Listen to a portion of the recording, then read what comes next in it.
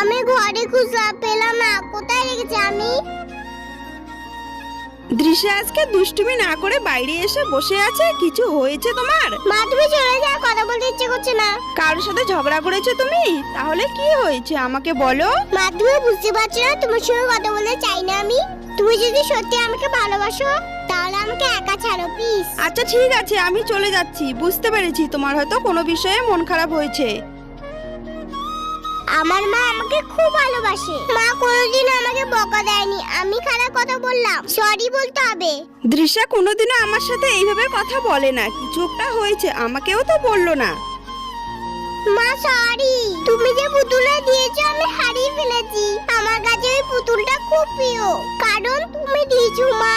তার জন্য আমি খুব রেগেছিলাম। একটা পুতুল হারিয়েছে বলে এত মন খারাপ? পাগলি মেয়ে আমার। চিন্তা করো না, আমি তোমাকে আরো একটা নতুন পুতুল কিনে দিব।